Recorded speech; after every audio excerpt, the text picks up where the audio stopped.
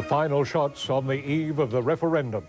Banks quick to follow up with a lift in mortgage rates, and Wallabies buoyed by a flood of support ahead of the World Cup final.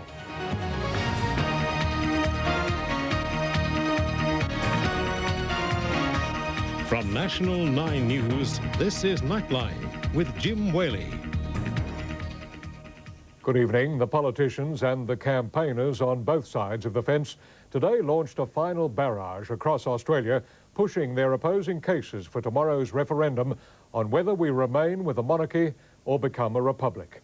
It's now up to the people, and as Laurie Wilson reports, neither camp was ready to stick out its neck and predict a final result. Still behind in the opinion polls, the Republicans were running hard to the end. Malcolm Turnbull chasing uncommitted commuters at Sydney's Circular Quay. Across the country in Perth, Kim Beazley playing up the photo opportunities. And in Melbourne, Peter Costello warning the direct electionists that a no vote won't help their cause. A no vote is going to lead to a huge argument as to what it actually means. For the Australians for constitutional monarchy will say what that means is Australia wants to be a constitutional monarchy. Radical Republicans will say no.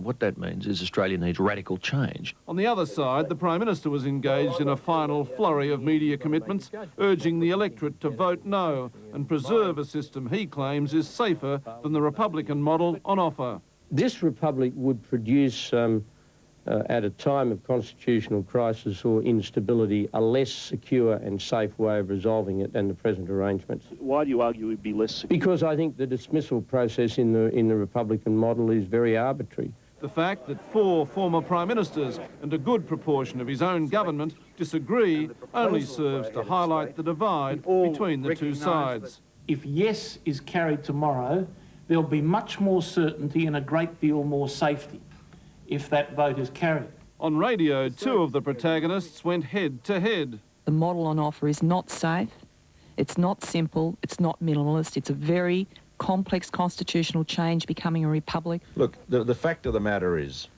at the moment, the Prime Minister can sack the Governor-General whenever he likes. Now, look, he cannot. While the yes vote is gaining some late ground, even the most ardent Republicans admit they are facing an uphill battle, despite the fact that most Australians do want an Australian head of state. I think on Sunday, people in Australia will still feel Republican, but will be a monarchy. Laurie Wilson reporting for Nightline. Apart from being ahead in the polls, the monarchists can also be comforted by past results. Of the 42 referenda held since Federation, only 8 have passed. After a flurry of activity, everything is now ready for tomorrow's big vote, and officials say it will be a quicker, less complicated affair than a federal election. The final countdown, the final touches. Today the booths and the ballot boxes were put in place. After the longest of campaigns, it now comes down to just 2 pieces of paper. The first, the all-important Republic question. Yes or no. No blanks, no foreign languages, no ticks, no crosses, just yes or no. The second will ask if you want to insert a preamble into the Constitution, the wording that refers to national unity, honours Aborigines and Torres Strait Islanders, and recognises generations of immigrants won't appear on your ballot paper. The logistics for tomorrow's vote are the same as a federal election. Polling booths will be in the same places. They open at 8 a.m. and close at 6 p.m, and voting is compulsory. The big difference, this time there are just 2 choices. The Electoral Commission claims for most it should be a faster, easier decision. For those counting votes, the process should also be less complicated. This will be a preference-free zone. It's hoped a simple count will mean a quick count. Results will start coming in about 6:30, we would anticipate.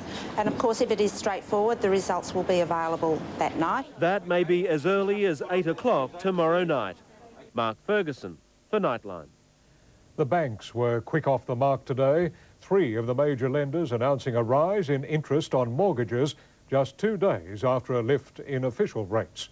Recent big profits by the banks led the government to urge home loan customers to shop around if their lending institution goes beyond the 0.25% brought down by the Reserve Bank.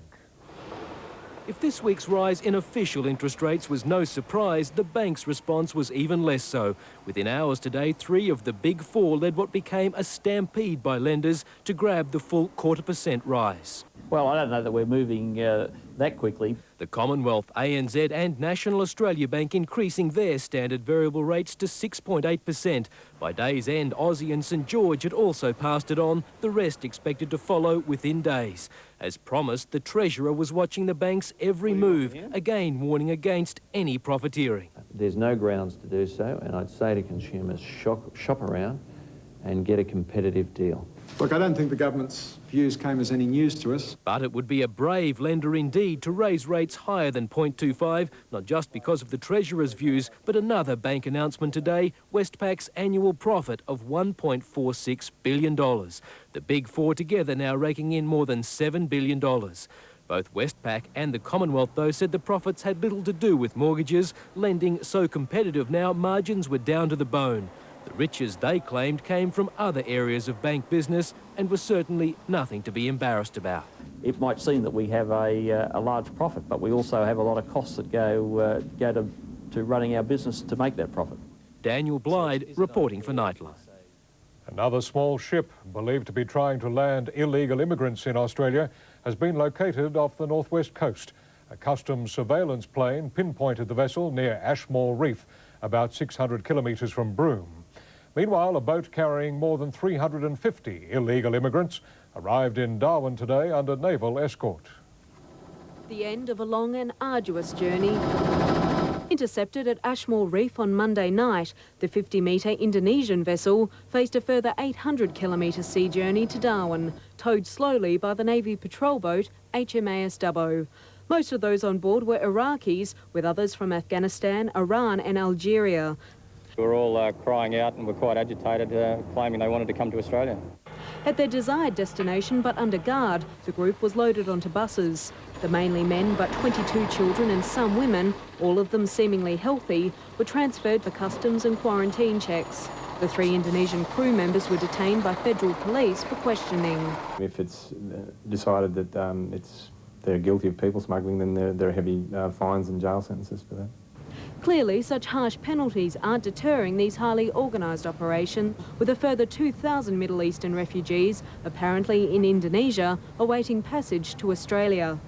The refugees brought in today are due to be flown to the Derby Detention Centre tonight aboard 3 chartered passenger jets. They're unable to go to the regular holding facility at Port Hedland because it's already housing more than 700 detainees. The group will shelter in tents until better accommodation is arranged, while immigration uncovers the background of their journey and decides their fate. Nicole Alekius for Nightline. After the break, 20 years on, new clues to the murder of 4 young girls and Elle's new sitcom career.